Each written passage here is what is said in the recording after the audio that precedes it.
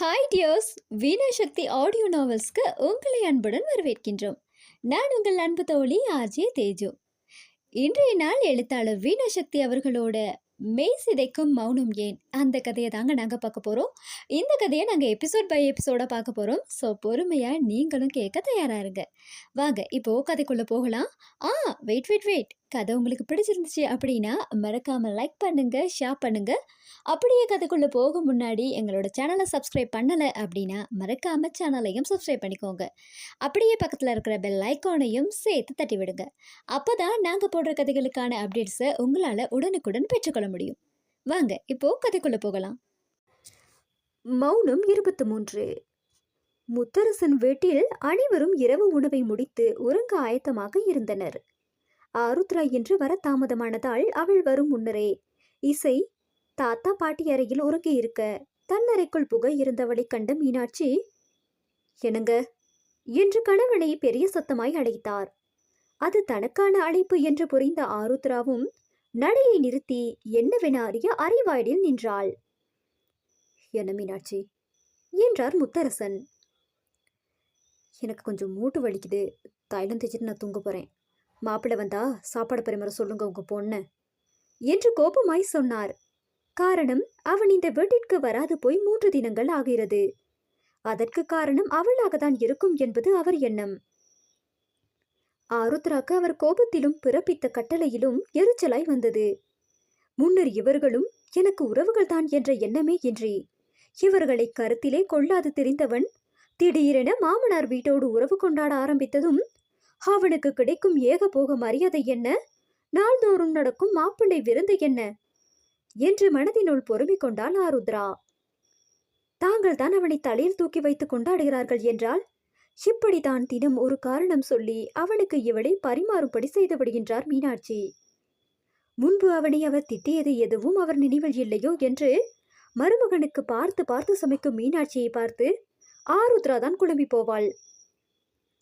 இவள் மன ஓட்டம் அறிந்தது போல மீனாட்சி, பெத்த புள்ள வாழ்க்கை அந்தரத்துல நிக்குதுன்னா ஆதங்கத்துல 1000 பேசினேதான். ஆனா என் பிள்ளை நல்லா இருக்கக்கூடாதுன்னு ஒரு நொடி கூட நான் நினைக்கல.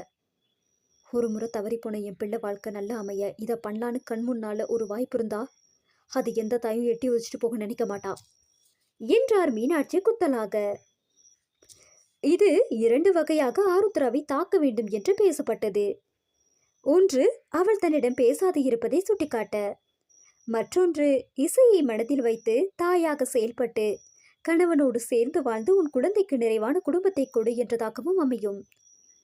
அவள் அதற்கு எதுவும் சொல்லாது நிற்க, ஆரு நீ போய் தூங்குமா, அவர் வந்தா நான் பார்த்துக்கிறேன் என்று மகளிடம் சொன்னவர், நீ வா மீனாட்சி, காலுக்கு மருந்து போடணும்ல என்று மனைவியையும் அப்புறப்படுத்தினார். உள்ளே சென்ற ஆருத்ரா மகளும் இல்லையாதலால் தன்னை நொந்து தலையணையை அணைத்து படுத்து விட்டவளுக்கு சிந்தனையெல்லாம் அதிரன் வசம். அன்று மனத்தில் இருந்ததெல்லாம் குட்டி தீர்த்த பின் அவள் மீண்டும் மௌன சாமியாராக முயற்சிக்க அதிரன் விடவில்லை. தன் ஜாகையை தற்காலிகமாக மாமியார் வீட்டிற்கே மாற்றிவிட்டான். ஆருத்ராவாலும் தடுக்க இயலவில்லை. காரணம், தாய் தந்தை இசை என்று மூவர் முகத்திலும் கண்ட மகிழ்ச்சி அத்தகையது. அதிலும் பெண் வாழ்வு என்னாகுமோ என்று பயந்த முத்தரசன் மீனாட்சி இருவரும் அவனின் செயல்களில் இலகி அதிரன் என்பவன் இடைப்பட்ட காலத்தில் எந்த தீங்குமே இழக்கவில்லை என்பது போல அத்தனை தாங்கினர் அவனை. இதில் மீனாட்சி இவளை அவனுக்கு ஒவ்வொன்றும் செய்ய ஏவுவதும் அதற்கு அவன், விடுங்கத அவளை ஒன்றும் சொல்லாதீங்க என்று மறுப்பதும் என பார்க்க பார்க்க செவ்வாய் கிரகத்தில் தரையிறங்கிய உணர்வுதான் ஆருத்ராக்கு. இவன் முத்தரசன் வீட்டில் தங்குவதை தமக்கை மூலம் அறிந்து நர்மதா இவனுக்கு போன் செய்து, மாமனார் வீட்டோட போயிருக்கியே, உனக்கெல்லாம் வெக்கமானோல்ல என்று ஆர்ப்பரிக்க, ஆமா இல்ல அதுக்கு போய் என்னங்கிற என்று கேட்டுவிட்டு வைத்து விட்டான். இது போல ஏற்றி விடுபவர்கள் இருப்பதால் தான் மருமகள்கள் அவசரத்திற்கு கூட மாமனார் வீட்டில் தங்குவதற்கு பிகு செய்வது. அதிரன் எதை தின்றால் பித்தம் தெளியும் என்று அழைபவனிடம் எப்படி கேட்டால் அவனிடம் இருந்து வேறு என்ன பதிலை எதிர்பார்க்க முடியும்? ஆருத்ரா அமைதியாக இருக்க இருக்க இவன் அதிகம் பேச ஆரம்பித்து விட்டான். தன் ஏக்கங்கள், ஆசைகள், வேலை, லண்டனில் அனுபவித்த தனிமையின் கொடுமை என்று எல்லாம் இரவு இசையின் உறக்கம் கெடாதவாறு இவள் முதுகோடு ஒட்டியும் ஒட்டாததும் போல் படுத்து அவள் செவிகளுக்குள் ஓதுவான். இதை தவிர்க்கவேதான் சுவரோரம் படுத்துக்கொண்டு இசையை நடுவில் படுக்க வைத்து இவன் அந்த புறம் வந்து படுப்பான் என்று காத்திருந்தால் அந்த நேரங்களில் தன் லேப்டாப்பை மூர்மாறாக தட்டி கொண்டே இருப்பான் அவன். அதை பார்த்துவிட்டு இசை கட்டிலில் இருந்து விழுந்து விட்டாலும் என்ற அச்சத்தில் இவள் இந்த புறம் வந்து படுத்தால் போதும், அவன் பார்த்து கொண்டிருந்த வேலை பட்டென்று முடிந்துவிடும். அதன் பின் அவன் பிடியில் நின்று அவளால் வெளிவரவே முடியாது. அவனுக்கு உறக்கம் வந்தால்தான் அவன் வாய் ஓயும், அவன் பேச்சும் நிற்கும், இவளும் தூங்க இயலும். இப்படியே ஒரு இதமும் ரிதமுமாக தான் 1 மாதத்திற்கும் மேல் நாட்கள் போய்கொண்டிருக்க 3 நாட்களுக்கு முன்தான் இசையின் பிறந்த நாள் வந்தது. அதிரனை பொறுத்தவரை அது மகளின் முதல் பிறந்த நாள். அவன் உடன் இருக்கும் போது வரும் முதல் பிறந்த நாள். அதனால் மகள் பிறந்த நாளை அமர்க்களம் செய்துவிட வேண்டும் என்று முடிவு செய்து விட்டான். தானும் லீவு எடுத்துக்கொண்டு மீனாட்சி மூலம் தகிடு தத்தங்கள் எல்லாவற்றையும் செய்து ஆருத்ராவையும் லீவு போட வைத்து விட்டான். காலை எழுந்ததும் மகளை தானே குளிக்க வைத்து தான் எடுத்து வைத்த உடை அணிவித்து அது நன்றாக இருக்கிறதை அவள் வாய்மொழி கேட்டு என்று ரம்மியமாக தொடங்கிய நாள் ஷர்மி மற்றும் அவள் மகன்களின் வரவில் இன்னும் பொழிவு கூடியது. மொத்த குடும்பத்தையும் வெளியே அழைத்து சென்று கோவில், பீச், தியேட்டர், மதியம் ஹோட்டலில் சாப்பாடு என்று கொண்டாடியவன் தன் வீட்டையும் மறக்காது மதிய உணவை அனுப்பி வைத்தான். ஈவினிங் வீட்டிலேயே சின்னதாய் கேக் கட்டிங் வைத்திருக்க ஜீவா கவியுடன் வர கார்த்தி, ஹரிணியும் வந்திருந்தனர். இப்போது இருவருக்கும் திருமணம் முடிந்திருந்தது. அவர்கள் திருமணத்துக்கு அதிரன் தன் குடும்பத்தோடு சென்று வாழ்த்தி வந்திருந்தான். இத்தனை பேர் ஃபங்க்ஷன் அட்டன் பண்ணியும் அதிரனுக்கு அன்று முழுதும் மகளை தவிர எதுவும் கண்ணுக்கு புலப்படவில்லை. அதனால் ஆருத்ராவின் தன் மேலான ஆழ்ந்த பார்வையையும் உணரவில்லை. எல்லாம் முடிந்து அறைக்கு வந்த பின் வழமைக்கு மாறாக ஆருத்ரா சுவரோரும் சுவரை பார்த்தவாறு படுத்துக்கொண்டாள். காரணம், அதிரன் இசைக்கு அந்த பக்கம் மகளை தட்டி கொடுத்து கொண்டே படுத்திருந்தவன் அப்படியே உறங்கியும் போனான். அதிரனுக்கு இந்த நாள் எப்படி என்று பார்த்தால் மொத்தமும் மகிழ்ச்சியானதாக தான் இருந்தது என்பான். ஆனால் ஆருத்ராக்கு எப்படி என்று கேட்டால் அவளுக்கு தெரியாது. இதுவரை தவறிய தருணங்களுக்கான ஏக்கம், அவனால் தானே தவறியது என்று கோபம், இன்றைய நாளின் நெகிழ்வான தருணங்களில் உண்டான சந்தோஷம், எல்லாவற்றுக்கும் மேல் தன்னை பேச வைத்திடும் முனைப்பில் தன் கவனத்தை அவன் மேல் மட்டும் வைத்துக் கொள்ள என்று ஆதிரன் எடுக்கும் சிரத்தைகள் இன்றி அவன் மொத்த கவனமும் இசை மேல் இருந்ததால் ஏற்பட்ட வெற்றிடம். இதோ இப்போது கூட தன்னை தள்ளி வைத்திருப்பது என்று கலவையான உணர்வு சுழலில் சிக்கி தவிக்கிறாள் காலை முதல். ஒரு கட்டத்தில் சுத்தமாக முடியாது போக அவள் கண்களில் இருந்து சத்தமின்றி வெளியேறியது கண்ணீர் துளிகள். எங்கே அது கேவலமாய் வெடித்து தன் அருகில் தூங்கிக் கொண்டிருப்பவர்களை எழுப்பிவிடுமோ என்று அஞ்சியவள் கண்ணீரை ஆழ்ந்து துடைத்து கொண்டு வெகு சிரமப்பட்டு அரவமின்றி கட்டிலில் இருந்து இறங்கி அறையை விட்டு வெளியேறினாள். வாசற்கதவின் சாவியை எடுத்து திறந்து வெளியே வந்தவள் கதவை வெளிப்புறம் சாற்றிவிட்டு வெளிப்புறமாக காணப்படும் மொட்டை மாடிக்கு செல்லும் படிகளில் ஏறினாள். 6 மணித்தியாலம் கூட ஆகியிருக்காது. அதிரனுக்கு ஏதோ வித்தியாசமாக பட்டென கண் விழித்தவன் உடனே ஆருத்ரா படுத்திருந்த இடத்தை பார்க்கவே அது காலியாக இருப்பது கண்டு பதறியிருந்தான். அவசரமாக மகளுக்கு தலையணிய அணிவாக வைத்துவிட்டு வெளியே வந்து பார்த்தால் வீட்டின் ஒரு சாவியை காணாதது கண்டு இன்னொரு சாவியை எடுத்து வாயிற்கதவை திறந்தவன் அதை மூடிவிட்டு ஒரு கெஸ்ஸில் மொட்டை மாடி செல்லும் படிகளில் விரைந்து ஏறினான். அங்கே சென்றவன் கண்டது மொட்டை மாடியின் தரையில் அமர்ந்து தன் கைகளால் கால்களை கட்டிக்கொண்டு முகத்தை கால்களில் புதைத்தபடி அமர்ந்திருந்த ஆருத்ராவை தான். அவளை அங்கு கண்டதும் தான் அதிரனின் மூச்சுக்காற்றே சீரானது. ஆனால் அவள் முதுகு குழுங்களில் அவள் அழுவதை உணர்ந்து கொண்டவனுக்கு நெஞ்சில் தானாகவே பாரம் ஏறிக்கொண்டது. யாரும் இல்லாதவள் போல் இப்படி தனியே வந்து அழுகிறாளே பாவி, நான் என்ன செத்தா போய்விட்டேன் என்று வழியோடு மனதில் கேட்டுக்கொண்டான். மெல்ல அவள் அருகில் நெருங்கி ருத்ரா என்று மென்மையாக அழைக்கவும் சட்டென உடல் விரைத்து போனாள். ருத்ரா, அவளிடம் பதில் இல்லை. ஆனால் அழுவதை நிறுத்திவிட்டாள் என்பது அவள் முதுகு குலுங்காததிலேயே அறிந்து கொண்டான். ருத்ரா எந்திரி. உங்களுக்கு பெண்ணோ வேணும், கொஞ்ச நேரம் தனியா இருக்க விடுறீங்களா? அவள் சொன்னதற்கு எதிர்ப்பதமாய் அங்கேயே அவள் அருகே அமர்ந்து விட்டான் அவன். அதை உணர்ந்தவளுக்கு கோபமாய் வந்தது. வேகமாக விழிகளை துடைத்து கொண்டு எழுந்து நின்றவள். என்னதான் வேணும் உங்களுக்கு? நான் தான் உங்க பொண்ணை கூட்டிட்டு போங்கன்னு சொன்னேன்ல. அதுக்கப்புறம் எதுக்கு என்னமோ நான் தான் வேணுங்கிற மாதிரி நேத்து வரைக்கும் சீனை போட்டீங்க? உங்களுக்கே சரியா தெரியல உங்களுக்கு என்ன வேணும்னு. உங்களுக்கு தேவையானது உங்க பொண்ணு மட்டும்தான். அதை முதல்ல புரிஞ்சுக்கோங்க அதிரன். நான் அன்னைக்கு சொன்ன மாதிரி இசை நாள்லாம் இருக்க மாட்டேன்றதால இலவச இணைப்பா தான் நான் தேவைப்படுறேன். நான் இசைக்கிட்ட பேசிக்கிறேன். நான் சொன்னா அவ கேட்டுப்பா. தயவு செஞ்சு என்னை விட்டுடுங்க. இங்க விட்டுட்டு போனப்பவே ருத்ரான்றவ செத்துட்டான்னு நினைச்சு என்னை விட்டு போயிடுங்க. இல்ல இன்னைக்கு மாதிரி மாடிக்கு வந்துட்டு கீழே போற மாதிரி போக மாட்டேன். இதை விட பெரிய பில்டிங் மாடியா பார்த்து ஏறி குதிச்சிடுவேன். ஏன்னா என்னால மறுபடியும் உங்களை நம்பி நீங்க காற்ற பாசத்துக்கு அடிமையாகி அதுக்கு பிறகு நீங்க தர வழியை தாங்கி மீட்டு வர முடியும்னு எனக்கு தோணல என்ற உணர்ச்சி வேகத்தில் வார்த்தைகளை கொட்டிவிட்டு சென்றவள் பாரத்தை இறக்கி வைத்த நிம்மதியில் உறங்கியும் போனாள். இறங்கி செல்லும் முன் ஒரு தடவை அதிரன் முகம் பார்த்திருந்தால் கூட அவள் கால்கள் அசைந்திட மறுத்திருக்கும். இன்று முழுதும் வாடாது மலர்ந்திருந்த அந்த முகம் இப்போது வேதனையில் இறுகி கண்கள் ரத்தமென சிவந்து சந்தோஷத்துக்கு உண்டான அத்தனை அம்சங்களையும் தொலைத்திருந்தது. எப்படி ஆரம்பித்த நாள் இப்படியா முடிய வேண்டும் என்று இருந்தது அவனுக்கு. அதன் பின் அவன் கீழே அவள் அறைக்கு வரவில்லை. மறுநாள் வேலைக்கு என்று அங்கிருந்து கிளம்பி சென்றவன் இன்று வரை இங்கு வரவில்லை. முத்தரசன் போனில் இசையுடன் பேசிக் கொள்கிறான் என்பது இசை சொன்ன செய்தி. ஆருத்ரா அதிரனை தேடுவதை அவளும் உணர்ந்து கொள்ளவில்லை. அவனும் அவள் தேடலை உணரவில்லை. அதனால் வந்த சின்ன பிரிவுதான் இந்த 3 நாட்கள் இடைவேளை. அவள் சிந்தனை இவ்வாறு இருக்க திடீரென அவள் அறைக்கதவு திறக்கப்படும் சத்தம் கேட்டது. ஆருத்ராவினுள் அப்படி ஒரு உற்சாகம். அதை உணர்ந்து திடுக்கிட்டு விட்டாள். இது என்ன, டீனேஜ் வயதினரை போல இப்படி ஒரு உணர்வு? இந்தளவா இவனுக்காக ஏங்கி போயுள்ளேன்?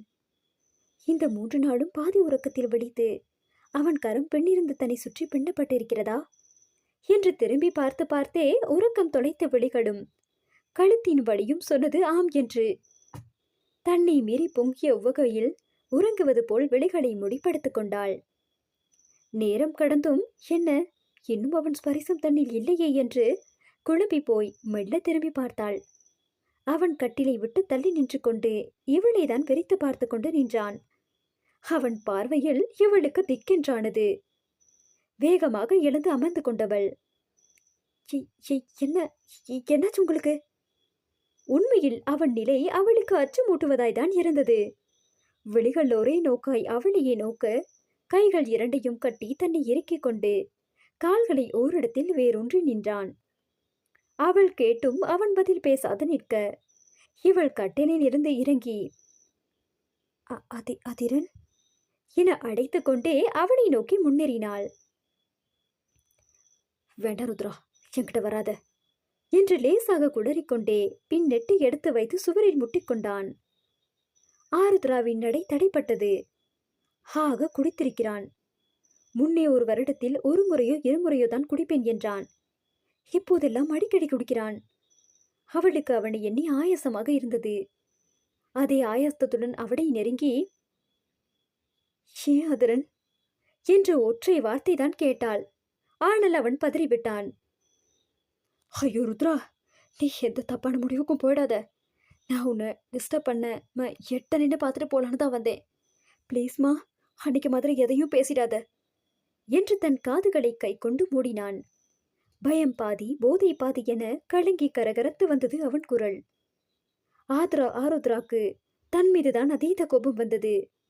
அன்று என்னை எந்த கிரகம் மாட்டி வைத்தது என அவ்வாறெல்லாம் பேசினோம் என இப்போது அவன் நிலை காண அவள் நேச நெஞ்சுமது தவிக்க போதும் அவனுக்கான தண்டனை என நினைத்தவளாக அவனை நெருங்கி அவன் கைகளை பிரித்து விட்டவள். நான் எதுவும் பேசலாதுரன், அன்னைக்கு பேசினதுக்கு கூட சாரி. நீங்க எதுவும் ஒரி பண்ணிக்க வேண்டாம். நெருக்கத்தில் அவளையே வெளியெடுக்காது பார்த்தவன், இல்ல நான் சாரி ருத்ரா, நான் இங்க வர வேணான்னு தான் பார்த்தேன். ஆனா எனக்கு அங்க பயமா இருக்குடி, அதான். ஒரு கையால் முகத்தை அழுத்த துடைத்து கொண்டு அவன் சொல்லவே ஆருத்ரா திகைத்து விட்டாள். ஆரடி ஆண்மகன் குழந்தையைப் போல் பயம் என்கிறானே, ஏன் என்று. அதிரன், அவள் அவன் தோள் தட்டி அவனை சமன் செய்ய முயல அவள் கையை தட்டிவிட எத்தனித்து அதில் சமநிலை தவறி அப்படியே தரையில் விழுந்து விட்டான். ஆருத்ரா ஐயோ என்று பதறியவளாக அவன் முன் மண்டியிட்டு அமர்ந்து அவன் எழ உதவி புரிந்தாள். அவள் கரம் பற்றி எழுந்து அமர்ந்தவன் கை முட்டி தரையில் நன்கு மோதி உண்டான வழியில் ஆ என்று மெல்லிய குரலில் கத்த அவன் கையை தன் கரங்களால் பிடித்து கொண்டு முட்டிக்கு மேல் ஷர்ட் கையை ஏற்றி விட்டுவிட்டு அடிப்பட்ட இடத்தை அழுந்த தேய்த்து விட்டாள். தலை போடி, நீயா வந்து என்கிட்ட ஒட்டுக்கிட்டு அப்புறம் என்னால சாக போறேன்னு சொல்லுவ. எனக்கு வலிச்சிட்டு போகுது, நீ ஒன்னும் தடவி தர வேணாம், போடி என்று அவளை தள்ளி விடுத்தவன் தொடர்ந்து, ஆனா நீ நீ பார்த்துட்டே இரு ருத்ரா, உனக்காக ஏங்கி ஏங்கி உன் பாசம் கிடைக்காம நான் சீக்கிரமா சாகதாண்டி போறேன். அதிரன்! அவன் வார்த்தைகள் கொடுத்த கோபத்தில் அதிர்ந்து கத்தி விட்டாள்.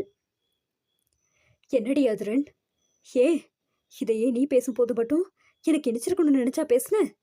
அன்னைக்கு என்னடி சொன்ன? பொண்ணுக்காக மட்டும்தான் உன்னை என் கூட வான்னு கூப்பிடுறேனா? ஏ முன்னாடி மாதிரி இசை என் கூட கூட்டிட்டு போக தெரியாம தானா இங்கே கிடக்குறேனா? நீ வேணும்னு தானடி நான் ஏன் அழுகிறேன்? ஆனா நீ என்னை நம்பி வருவியாடி? ஒத்துக்கிறேன், உனக்கு நான் பண்ணது பெரிய பாவம்தான், அதை நான் இல்லைங்கள. அதையெல்லாம் அவ்வளோ சீக்கிரம் மறந்து நீ என்னை ஏத்துக்கிறதுன்றது சாதாரண இல்லைன்னு எனக்கு புரிஞ்சாலும் என்னால் நீ என்னை வெறுக்கிறதையோ ஒதுக்குறதையோ தாங்க முடியலடி. எனக்கு என் பழைய ருத்ரா வேணும்னு உள்ள கிடந்து துடிக்குது. நான் என்ன பண்ணட்டும்? இரு கைகளையும் விரித்து செய்வதற்கு ஒன்றுமில்லை என்பது போல பரிதாபமாய் அவளை பார்த்து விழித்தான். அவன் பேச பேச ருத்ரா தன்னை சுற்றி எழுப்பி வைத்திருந்த கட்சிறையில் சிறு சிறு கீரல் விழ ஆரம்பித்து அடுத்து அவன் பேசியதில் அது மொத்தமாய் உடைந்து நொறுங்கி தூள் தூளாகியது.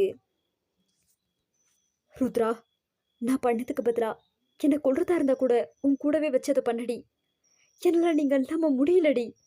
ஒரு தடவை, ஒரே ஒரு தடவை எனக்கு வாய்ப்பு கொடுத்து பாரு ருத்ரா. நான் உசுரோடு இருக்க வரைக்கும் உன்னை கலங்க விடாம பார்த்துப்பேனா தெரியல. ஆனா நான் செத்த அப்புறம் என்னை நினைச்சா அதிகமா அழற ஆள் நீயா தாண்டி இருப்ப. அப்படி என்னோட இழப்பு உன் அளவுக்கு யாரையும் பாதிக்கலன்ற அளவுக்கு உன்னை பார்த்துக்கணும்னு ஆசையா இருக்கு. நான் செத்தாலும் நீ சிரிச்சுட்டே இருக்கணும்னு சொல்ற அளவுக்கு அதில் நல்லவே இல்லடி. நான் இல்லைன்னு நீ அழணும், அழுதுட்டே இருக்கணும். அதுதான், அது மட்டும்தான் நான் வாழ்ற வரைக்கும் உன்னை நல்லா பார்த்துக்கிட்டேன்ற திருப்தி எனக்கு தரும். என் ஆன்மாக்கும் சாந்தி கிடைக்கும் என்று அவன் இல்லாது போனால் என்ற எண்ணமே ஆருத்ராவை அளவைக்கு போதுமானதாக இருந்தது. அதிரன் ப்ளீஸ், இதை பேசாதே நிறுத்து என்ற பார்வையோடு அவள் இறைஞ்சும் குரலில் கேட்க அவன் தன்னை மௌனத்தில் சிதைத்தவளை இன்று தன் வார்த்தைகளால் வதைக்கும் எண்ணத்தில் இருந்தானோ என்னவோ அவன் இல்லாது தொடர்ந்தான். இல்ல ருத்ரா, நிஜமாவே எனக்கு பயமா இருக்கு. உன்னையும் நம்ம பொண்ணையும் நிற்கதியா ஓடவிட்ட அந்த வீட்டுக்கு சும்மா போய் வரவே எனக்கு உடம்பெல்லாம் எரியும். இதுல அங்க தங்குறதெல்லாம் எல்லாம் நினைச்சு கூட பார்க்க முடியாதுடி. வாழ்றத குடிசையா இருந்த கூட அங்க என் கூட நீ வேணும்டி. நீ இல்லனா எனக்குன்னு யார் இருப்பா சொல்லு? என்னதான் ஜீவா மத்தவங்க மாதிரி இல்லைனாலும் அவ எனக்குன்னு எல்லா நேரமும் இருக்க முடியாதுல்ல. அவனுக்கும் குடும்பம் இருக்கே, எல்லாருக்கும் அவங்க ஃபேமிலி தானே முக்கியம். இசையும் நாளைக்கு கல்யாணம்னு பண்ணி போயிட்டா அவளுக்கும் அப்படித்தானே, அவ குடும்பம் பெருசா தெரியும். ஒரு வேளை நான் வேணாம்னு நீ உறுதியா நின்றுட்டேனா நான் என்ன பண்ணுவேன்? காலத்துக்கும் தனியாவே வாழ்ந்து தனியாவே செத்து போயிடுவேன்ல. கடைசி நிமிஷம் மரண தாகத்துக்கு தண்ணி கொடுக்க கூட ஆள் இல்லாம அனாதையா செத்து கிடப்பேன். நான் செத்தது கூட தெரியாம பொணத்தை தூக்கி போடக்கூட ஆள் இல்லாம என் பொணமே அழுகி போய் நாத்த வந்த அப்புறம் தான் அக்கம் பக்கத்துல கார்பரேஷன்ல சொல்லி என்னை குப்பை மாதிரி அள்ளி போயிட்டு போடுவாங்கல்ல. பலார் என்று ஆதிரன் கன்னத்தில் கை வைத்து தன்னை அடித்தவளை பாவமாக பார்த்தான். அவள் பாவம் பார்க்கவில்லை. அடுத்தடுத்து எண்ணிலடங்க அடிகளை அவன் கன்னத்தில் இடியென இறக்கினாள். இனிமே இந்த மாதிரி பேசுவியா? திமிரேறி போய் குடிச்சிட்டு எப்படியெல்லாம் பேசணும்னு இருக்காடா உனக்கு? நீ கண்டபடி உணர்வ அதை நான் கேட்டுட்டு இருக்கணுமா என்று கண்ணில் கண்ணீருடன் கோபமாக கேட்டுக்கொண்டே அவனை அடித்தடித்து அவளுக்கு தான் கைவடித்தது.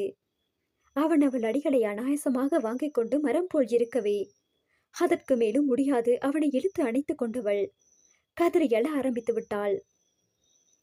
ஏன் அதிரன், இப்படியெல்லாம் ஏன் நமக்கு நடக்கணும்? நீங்க கொஞ்சம் நிதானமா இருந்திருந்தா கூட இந்த வேதனை எல்லாம் 2 பேருக்கும் இருந்திருக்காதே. இப்போ இதையெல்லாம் என் காதால கேட்க வேண்டிய அவசியம் வந்திருக்காதுல்ல என்று அவள் அவனை தனக்குள் பொதிந்து கொள்வது போல இறுக்கிக் கொண்டு அழுகையோடு கேட்க அவனால் என்ன பதில் சொல்லிவிட முடியும்? எல்லாம் விதி பிரகாரம் நடத்த முடிந்ததா என்றா? அப்படியும் சொல்லிவிட முடியாதே.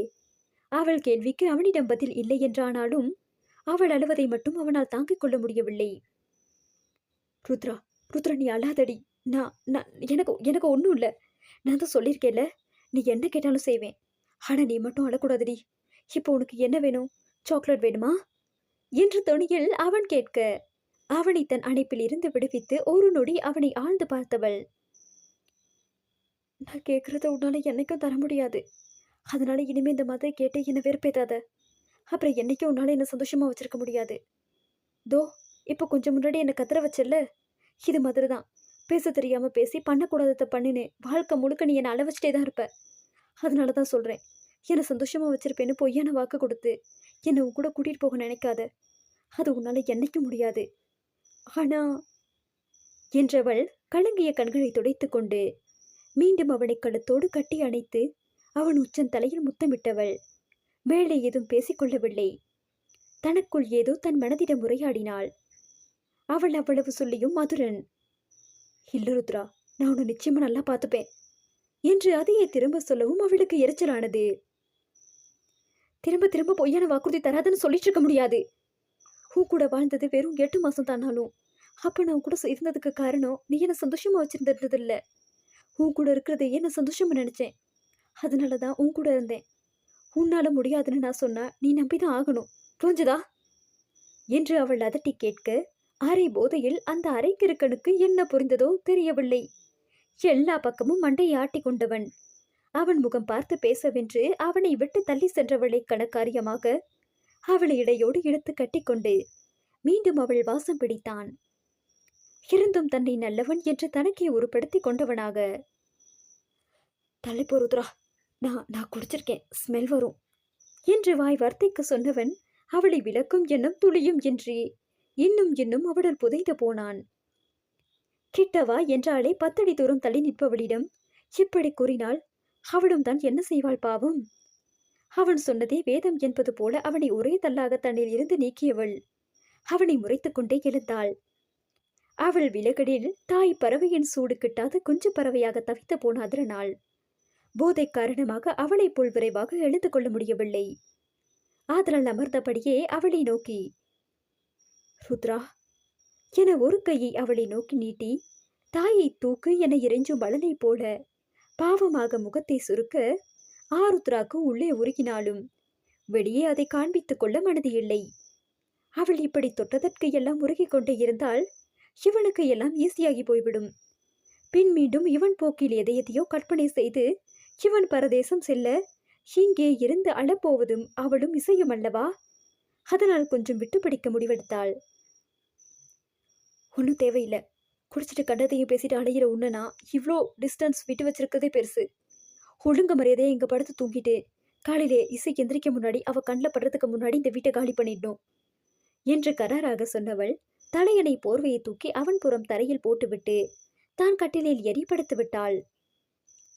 உள்ளதையும் கெடுத்த தன் நாவை தானே சபித்தபடி அவள் இல்லை என்றாலும் அவள் வாசப்பிடிக்க அவள் தலையணையாவது கிடைத்தது என்று அதை கட்டி அங்கேயே தாறுமாறாக கை கால்களை எறிந்து படுத்து விட்டான். ஆனால் ஆருத்ரா இன்னும் அவனின் உளறல்களிலேயே உறங்காது உழன்று கொண்டிருந்தாள். இத்தனை நாள் அவன் உடன் இல்லாவிட்டாலும் எங்கோ ஓர் தொலைவில் நலமாக வாழ்கின்றான் என்ற நினைப்பே தன்னையும் தன் மகளையும் பார்த்து கொண்டே அவளை வாழ செய்தது. இல்லை என்றால் என்ன ஆகியிருப்பாளோ தெரியாது.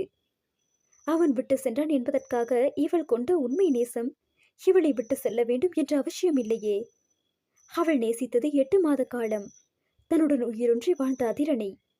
அவள் வெறுத்தது தன் பக்கம் என்ன என்று கூட கேட்காது தன்னை தனிமை எனும் இருளில் தள்ளி சென்ற அதிரணி. இடைப்பட்ட காலத்தில் காணாமல் போய் இப்போது மீண்டும் மீண்டிருக்கும் அவள் நேசித்த அதே அதிரனை கண்டு அவள் காதல் கொண்ட உள்ளம் கசிந்ததில் என்ன தவறு என்று தன்னை தானே கேட்டுக்கொண்டு அதிரன் புறம் திரும்பி உறங்கும் அவன் மேல் பார்வை நிலைக்க விட்டவளுக்கு பெருமூச்சுடன் மனதில் அதே கேள்விதான் எழுந்தது. நமக்கு மட்டும் ஏன் அதிரன் இந்த நிலைமை? நடுவில் 6 வருஷம் காணாம போன என் வாழ்க்கைக்கு என்ன பதில் சொல்ல முடியும் உங்களால? பின் தானே தெளிந்தவளாக, இனி அதை பேசி என்னாக போகுது? இனி இருக்கிறத காலத்தை சந்தோஷமா இல்லைனாலும் ஏதோ வாழ்ந்தோங்கிற நிறைவோட வாழ்ந்துட்டு போவோம் என்று முடிவெடுத்தவளும் உறங்கி போனாள். உன் வாழ்க்கையில் இனி இனிய விடியல் மட்டுமே என்பது போல் மறுநாளும் விடிய மகள் எழும் முன் கண்ணில் படாது ஓடிப்போ என்ற அவளின் கட்டளைக்கு செவிசாய்த்த அதிரன் அவள் எழுவதற்கு முன்பே சத்தமின்றி கம்பி நீட்டியிருந்தான். பின்னே கன்னத்தில் அவன் கண்ட அவள் கைவிரல் தடங்கள் அங்கு நின்று இன்னும் வாங்கிக்கொள் என்ற சொல்லும். என்ன பண்ணி அடி வாங்கி தொலைச்சோமோ என்ற பீதியிலேயே உறங்கும் ஆருத்ராவை தன் மூச்சுக்காற்றின் சப்தம் கூட உசுப்பி விடாதவாறு மூச்சை இழுத்து பிடித்து கொண்டு வீட்டை விட்டு வெளியேறிய பின் அதை வெளிவிட்டான். இனிதான் அவன் ஆறுதலாக ரூம் போட்டு யோசிக்க வேண்டும். என்னாச்சு? தண்ணி அடிச்சோம், அப்படியே ருத்ரா வீட்டுக்கு போனோம். அங்க அவ என்ன அடிச்சா? ஆனா எதுக்கு அடிச்சா?